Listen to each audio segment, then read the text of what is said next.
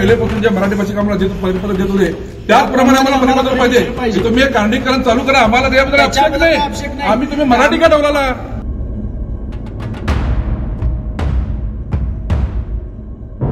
बेळगाव महानगरपालिकेच्या आजच्या सर्वसाधारण सभेत एकच गोंधळ उडाला, कारण मराठी भाषिक नगरसेवकांनी आपली मागणी ठामपणे मांडली।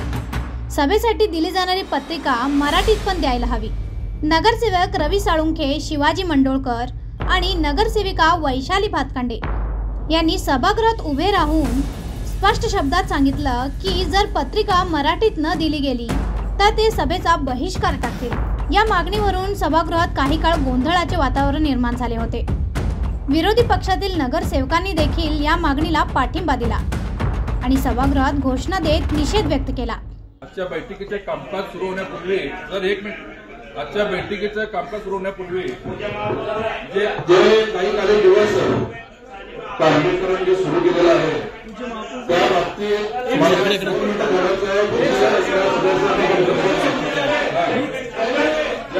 गेल्या दशकापासून माझं परमिशन घेतलेलं आहे, तुमचं परमिशन घेतलेलं आहे, महापौर साहेब तुमची काही परमिशन घेतलेलं आहे। कृपया 2 मिनिटांनी ऐकून घ्या।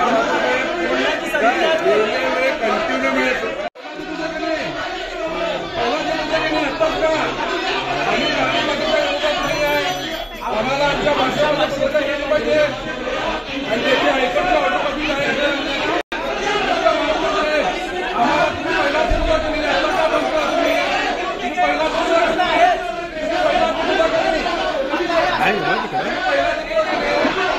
नगरसेवकांचे म्हणणे होते की मराठी ही आपल्या राज्याची अधिकृत भाषा असून महापालिकेचे कामकाज मराठीत पण व्हायला हवे। जर पत्रिका केवळ इंग्रजी किंवा कन्नडमध्ये दिली जात असेल तर तो मराठी भाषिकांचा अपमान आहे। तुम्हाला सांगालोय, ज्याप्रमाणे आम्हाला पहिलेपासून जे मराठी भाषिक आम्हाला परिपत्र देत होते त्याचप्रमाणे आम्हाला परिपत्र पाहिजे। तुम्ही एक कांडीकरण चालू करा, आम्हाला त्याबद्दल आक्षेप नाही। आम्ही तुम्ही मराठी का ठेवला? आम्ही काय नवीन मागालो काय? पहिल्यापासून तुम्ही देतो नाही, आम्हाला त्याप्रमाणे मराठी आम्हाला कॉपी मिळली पाहिजे। मराठी चालत आलंय ते आता वगळू नये की नाही डॉक्युमेंट आणि हायकोर्टचे ऑर्डर बी फॉलो पण आहे। हायकोर्टच्या ऑर्डर मायनॉरिटी ऍक्टची कॉपी आहे, सर्व पहिले मराठी त्यांनी द्यायला पाहिजे स्पष्ट सांगितलेत। मग काय यांनी डावलाले तर जे मराठी भाषिकाच्या मतावर निवडून येतात आणि मोठं सांगतात मराठी वापर करू, पण मराठी भाषेला विरोध का?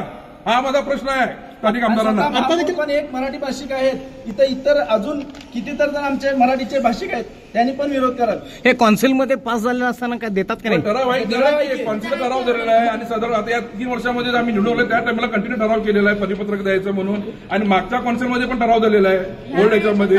आणि आम्ही काय नवीन मागणी केली ना, ज्या पहिला जे आम्हाला द्या। आता किती कौन्सिलमध्ये ठराव झाले ते?